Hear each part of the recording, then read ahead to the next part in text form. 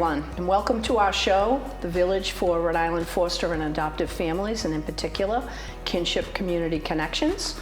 We're here today to talk about resources that are available in the community for foster, adoptive, and kinship families. And today our guest is Caroline Ganji, who is the Executive Director for the Village Common.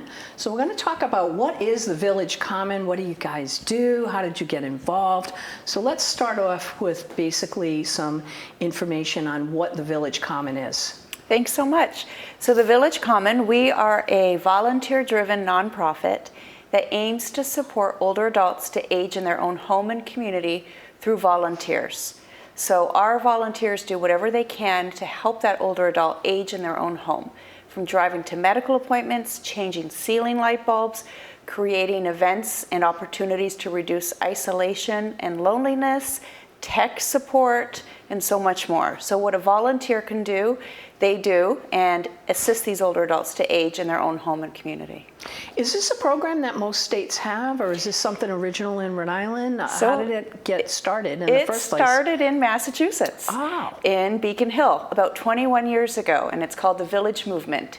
And it's basically taken off since then. There's over 300 villages across the United States. In Rhode Island, we have 6. Okay. And we're just thrilled that it was started 21 years ago in Massachusetts. Wow. Wow. And when exactly did it start here in Rhode Island? So it started in 2014. The first village formed in 2015 as the Providence Village. And after a couple years of operating as a single village, the folks that started it said, hey, for sustainability, let's create a network of villages. Because when you have a network of villages, there's a lot of common tasks that need to be done that could be done by a central administrative function. So they created the Village Common of Rhode Island. They switched from Providence Village to the Village Common.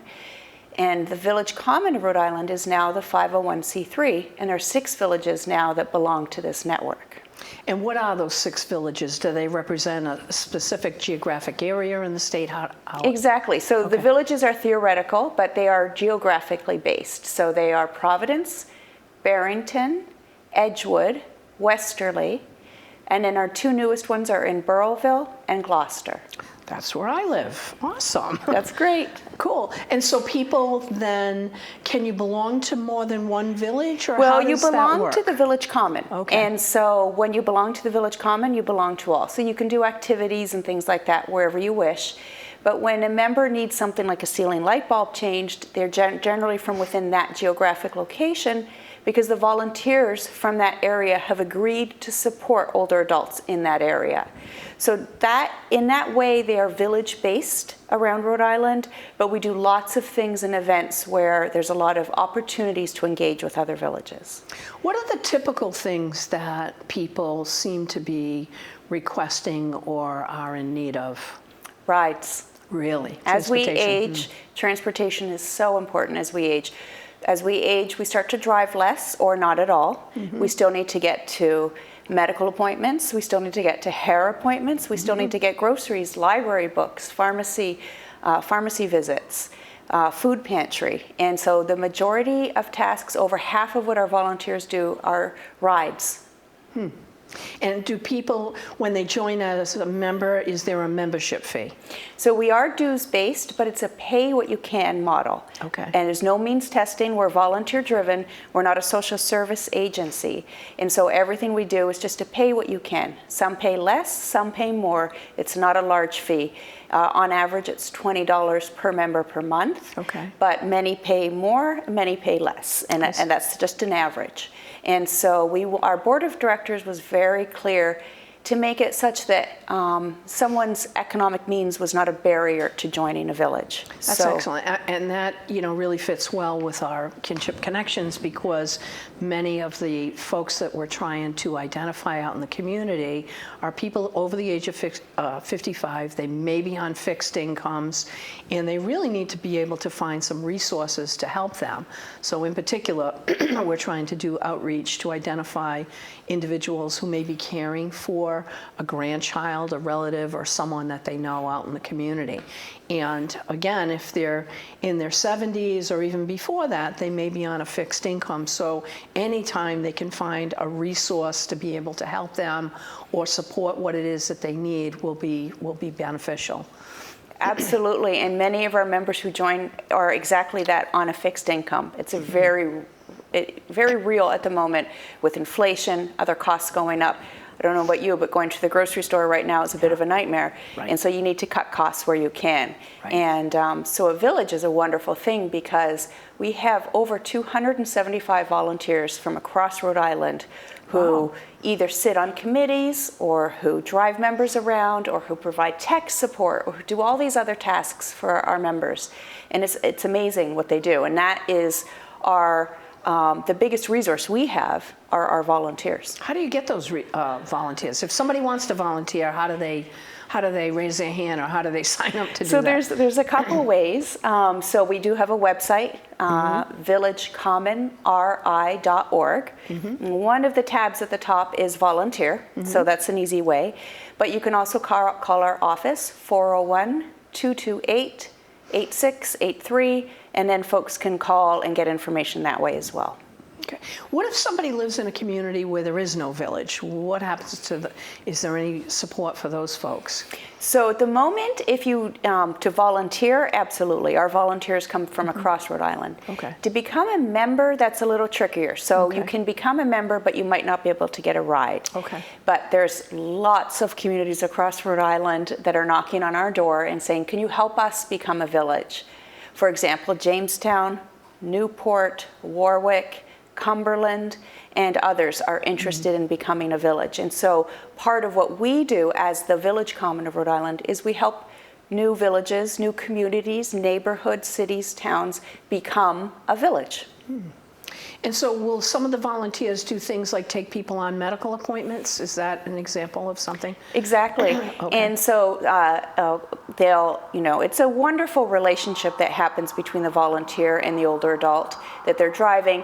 Sometimes that older adult needs, an arm. Sometimes they have a walker or a cane. There's doors to open, and the volunteer will go in with them if the member wishes, all the way through into the waiting room and sit and wait, and then take them back home again. How would people find out about things that may be going on that's connected with the Village Common? We have a wonderful calendar of events, and so that's also on our website. And that calendar is accessible to everybody. We have book clubs, yoga, walking groups. Healthy aging is a big component of what we do. But that's also where you can find out about meetings or steering committees for certain villages. So that has caregiver support groups on our calendar, which is a big thing. Many older adults across our caregivers. And so we have support groups on Mondays, and that's all on our calendar, free for anybody across Rhode Island to join. Those are on Zoom, and the link, once you register on the calendar, you get the link.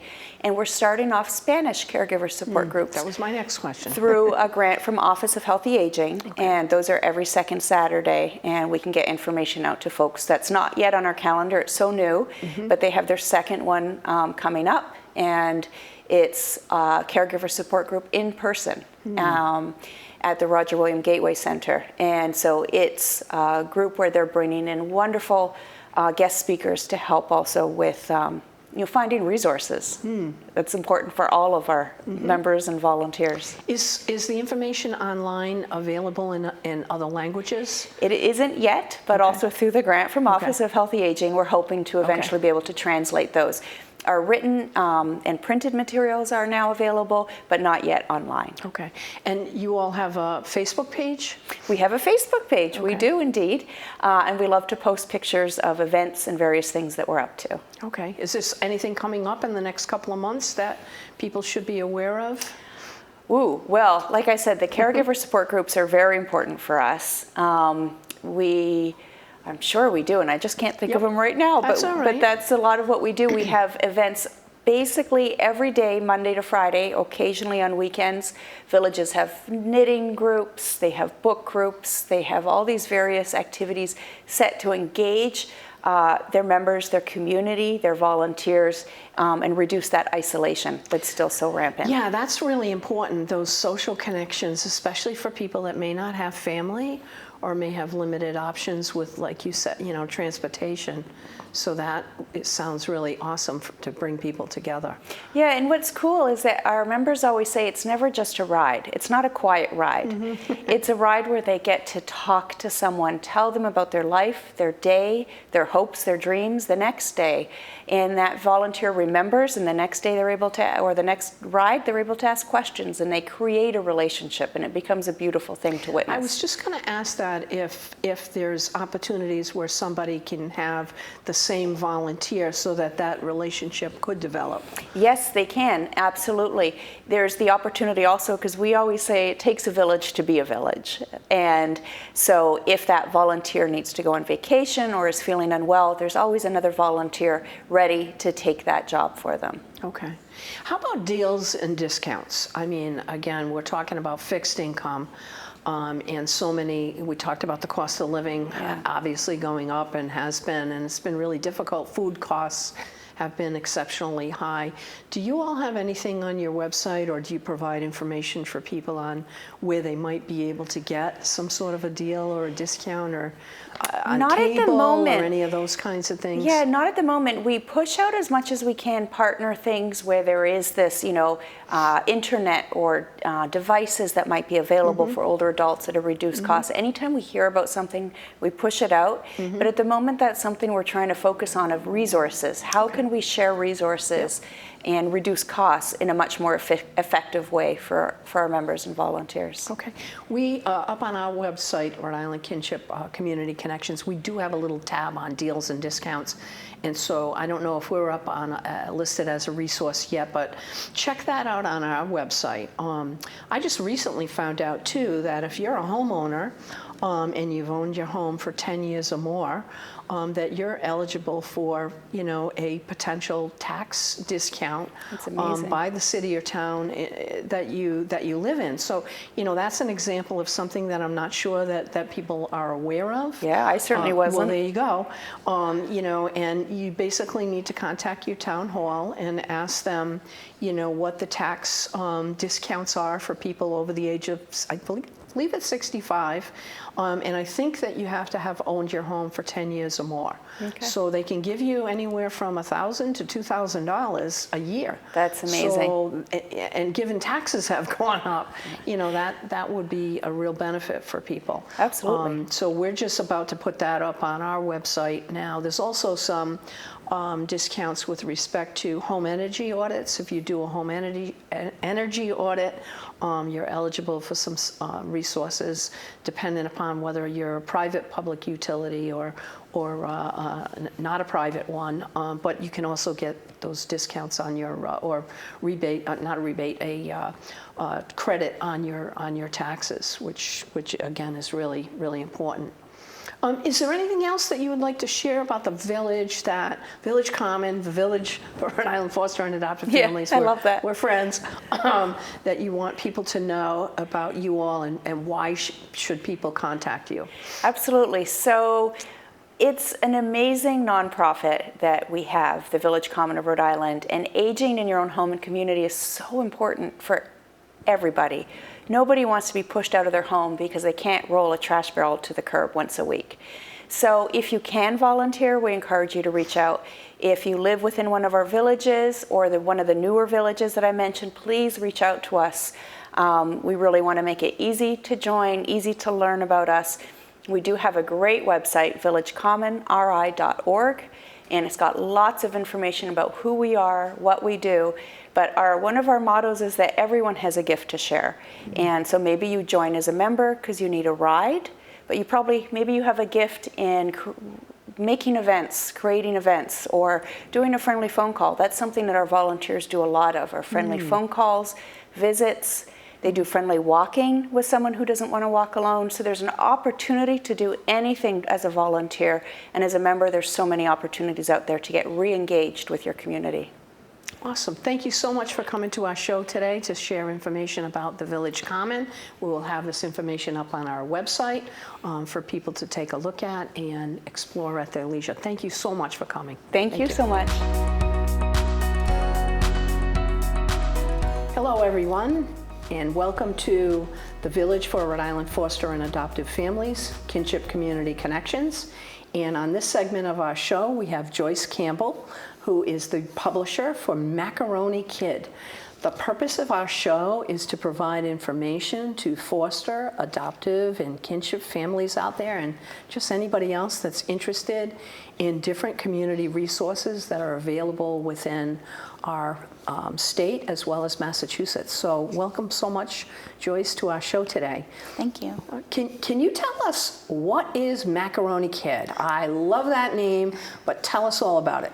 A Macaroni Kid is your online resource to find your family fun. And there's so many different elements to Macaroni Kid, whether it's seeing what's in your backyard, seeing what's down in the next town, but it's finding your family fun. So no more trying to search through kids' backpacks and finding out what's at the library, what's going on, what show is that, when does that start.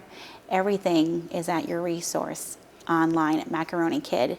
And the areas I cover are Southern Rhode Island, Cranston, Kent, Rhode Island, and East Bay, Newport, Rhode Island. Okay.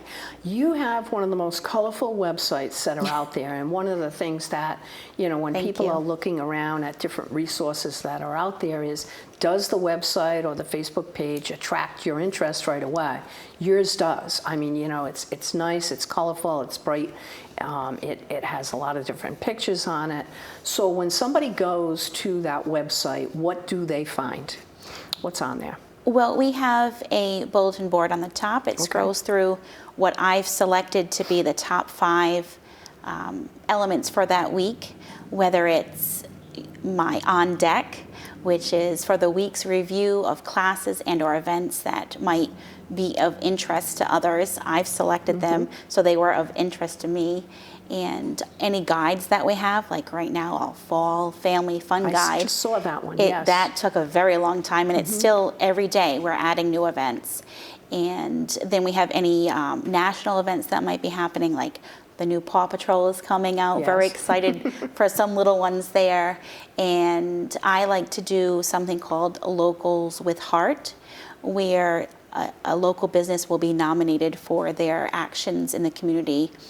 Not necessarily a big company, but more so someone who's local to the area, and I highlight them, and those will be listed up front as well. Okay. So Macaroni Kid, is that like a national resource that's out there, and how did you get involved? Yes, it is. I was formerly with Hula Frog, which was the same online resource for parents and guardians, and it was encompassed into another company, Certificate. I'm sure you've seen them on Shark Tank. Very. Just read that. They were on Shark Tank. Yes, fantastic. And at the turn of the calendar is when Hula Frog became Macaroni Kid. And some of us publishers did stay on because we enjoy what we do, curating all these fun events around town. And so it's been since the turn of the calendar for me with Macaroni Kid, but it was known as Hula Frog prior. Okay. So different states will, do you know if every state has a Macaroni Kid? As far as I know, it is every state. I know Massachusetts has some fantastic publishers. Great. And they have teams working to find different events. But for Rhode Island, I curate. I am up night and day. People will send me messages saying, hey, what's going on? Yes, yes. What show is that? When is that going to happen? And it doesn't have to be something big at the vets or the Ryan Center.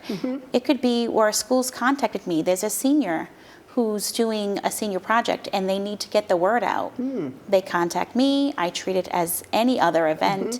Is it family friendly? Is it something that I as a parent would need and or want for my children to go to? And I've even started like a parents' night out where you don't necessarily want to bring the children, and it's just where you're going to relax and enjoy some adult time. So there's quite a wide range on Macaroni Kid, and it's all listed on the bars. It'll say guides, events is the big one. Our events calendar, we're forever trying to fill it with some of the best items that are happening either, again, in your backyard or the town next to you.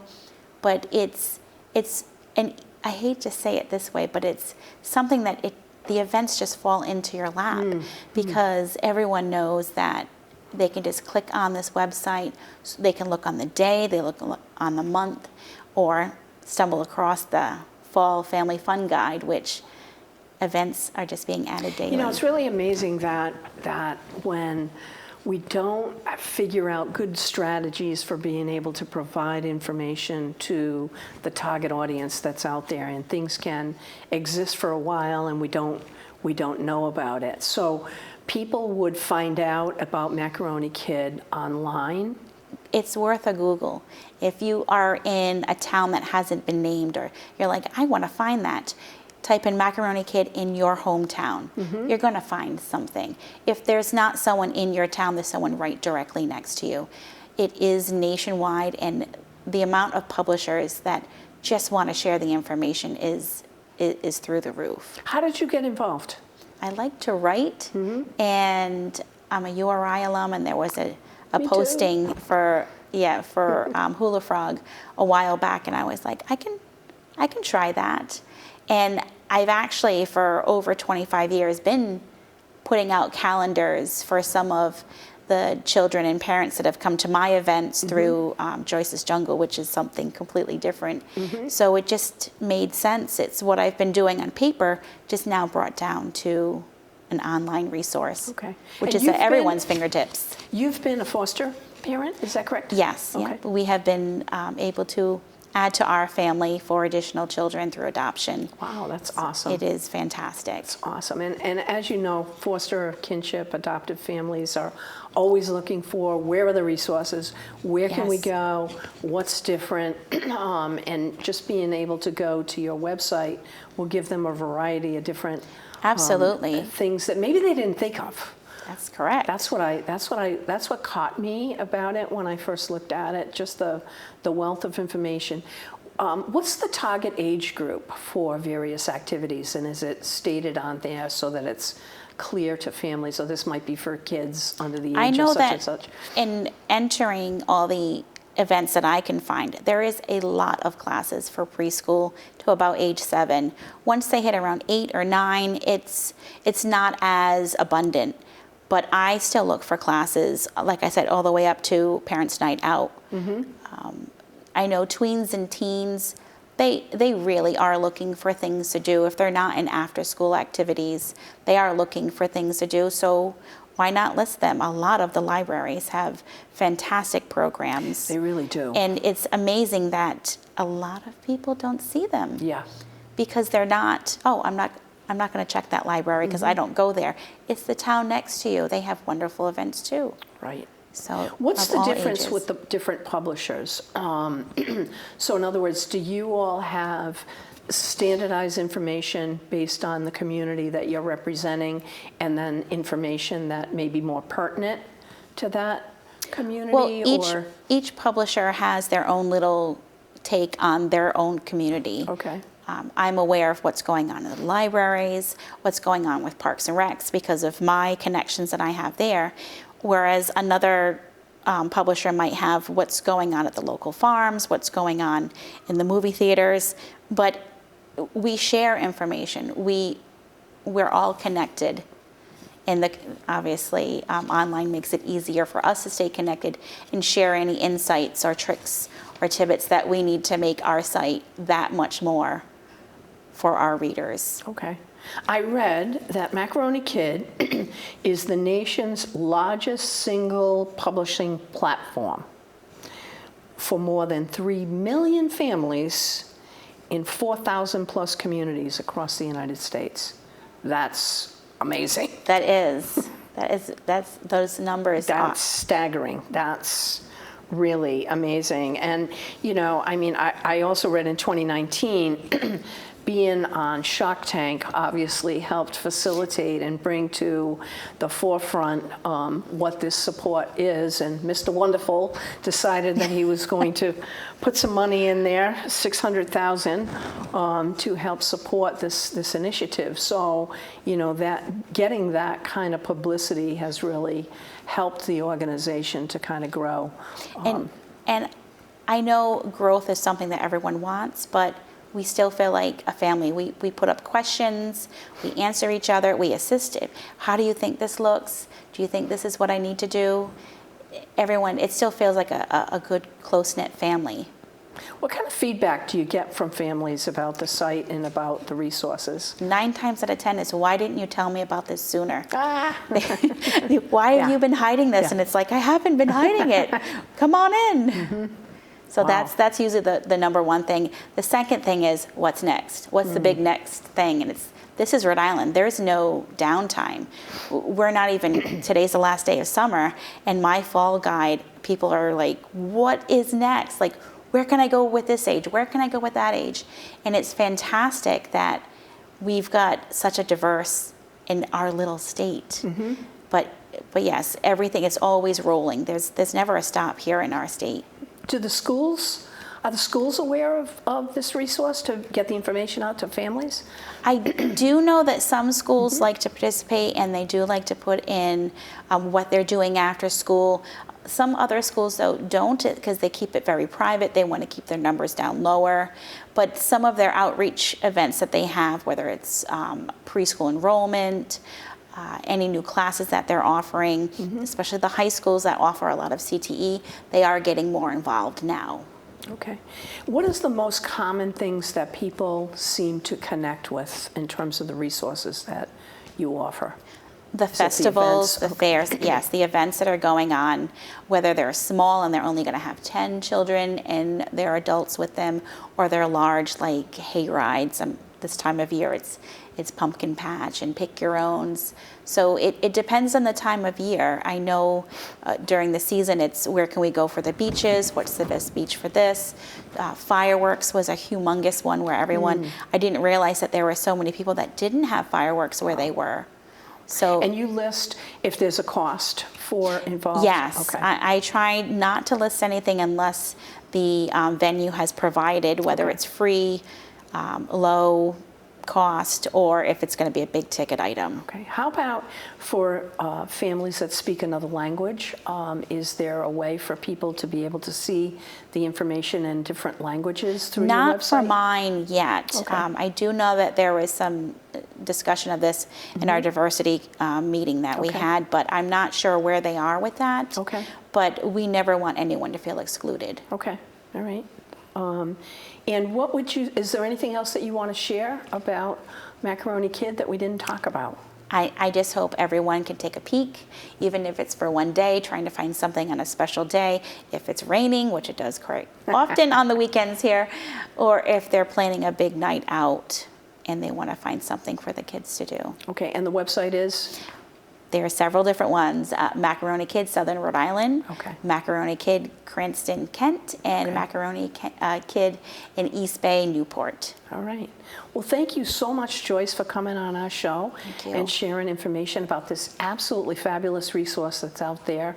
Colorful, interesting, really family-oriented, and I know a lot of our foster adoptive and kinship families will be really excited about hearing more information about this, and some of them actually may even know you. So there you go. Thank you so much for coming to our show Thank today. you Appreciate very it. much. Thank you.